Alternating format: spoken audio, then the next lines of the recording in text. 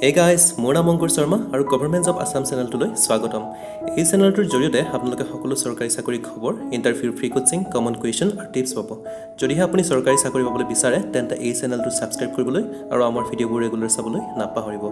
লগতে frequent job update পাই থাকিবলৈ আমাৰ ফেচবুক আৰু টুইটাৰ এই পেজ দুটা ফ'ল' কৰি দিব। মই ভিডিঅ'টোৰ তলত লিংকটো দি দিছোঁ। ভিডিঅ'টোৰ প্ৰথমতে মই আপোনালোকক ধন্যবাদ জনাইছোঁ আমাৰ ভিডিঅ'বোৰ চোৱাৰ বাবে। Thank you guys are the best. মই আজি অসম জিকেৰ ত্ৰয়োদশ খণ্ডটি লৈ আহিছোঁ।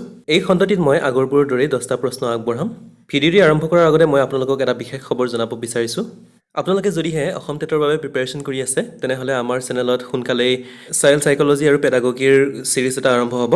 আৰু আপোনালোকে জানেই অসম টেটত চাইল্ড চাইক'লজি আৰু পেডাগগী যথেষ্ট দৰকাৰী। যদিহে আপোনালোকে অসম টেট পাছ কৰিব বিচাৰিছে তেনেহ'লে নিশ্চয়কৈ চাব সেই ছিৰিজটো।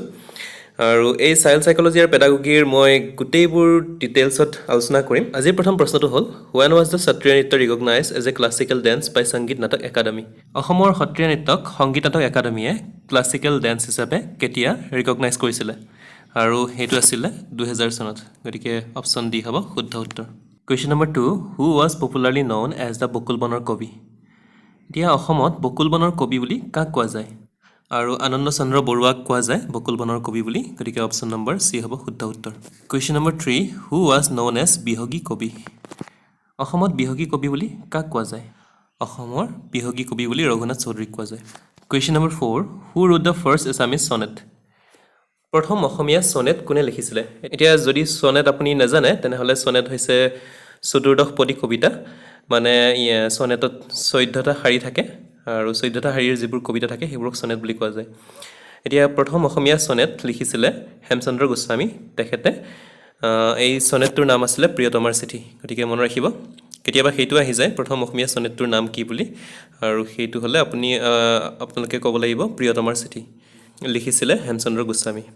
পঞ্চম প্ৰশ্ন, কথা ৰত্নাৱলী ৱাজ ৰিটন বাই। কথা ৰত্নাৱলী কোনে লিখিছিলে? আৰু কথা ৰত্নাৱলী লিখিছিলে ভট্টদেৱ। আৰু ভট্টদেৱ তেখেতক প্ৰথম অসমীয়া গদ্য ৰচক বুলিও জনা যায়। আৰু কথা ৰত্নাৱলীখন তেখেতে লিখিছিলে। Question number 6, who was known as অগ্নিকবি। অসমৰ অগ্নিকবি কাক কোৱা যায়? যিটো অপশ্যন নম্বৰ এত আছে কমলাকান্ত ভট্টাচাৰ্য, তেওঁক অগ্নিকবি বুলি কোৱা যায়। Question number 7, Bahuwa dance is a traditional event of which tribe. বহুৱা নৃত্য কোন জনগোষ্ঠীৰ পৰম্পৰাগত নৃত্য হয়? আৰু সেইটো হৈছে সোণোৱাল কছাৰীসকলৰ। কাৰ্বি, ৰাভা আৰু বড়োসকলৰ নিশ্চয় নহয়, আৰু কেতিয়াবা বাকীবোৰ জনগোষ্ঠীৰো আহি যায়। আৰু বাগৰুম্বা, স্পেচিয়েলি বড়ো জনগোষ্ঠীৰ বাগৰুম্বাৰ ওপৰত প্ৰশ্ন আহিয়ে থাকে। গতিকে সেইটো মনত ৰাখিব।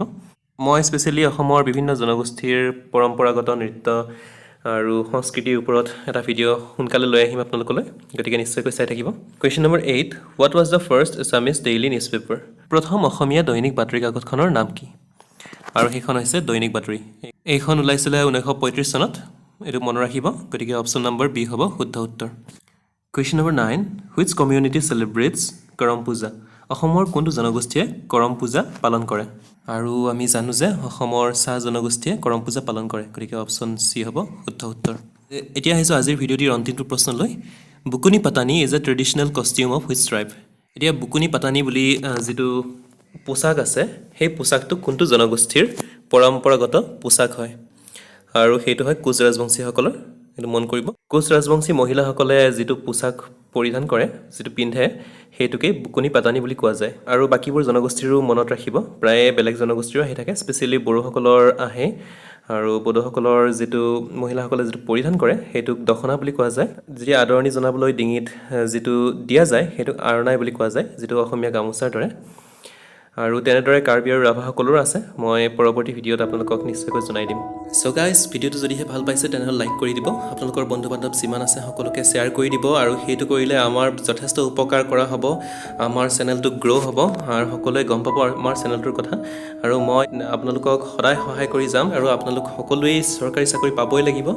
আৰু নিশ্চয়কৈ আপোনালোকেও চেষ্টা কৰিব, ভালদৰে ভিডিঅ'বোৰ চাব আৰু পঢ়া শুনা কৰিব। গতিকে ছাবস্ক্ৰাইব কৰিব, ৰেগুলাৰলি চাব। চ' গাইজ, আজিলৈ এই ভিডিঅ'টো ইমানতে সামৰিছোঁ। পঢ়া শুনা কৰি থাকক, ভালদৰে থাকক। নেক্সট ভিডিঅ'ত আকৌ লগ পাম। Bye bye.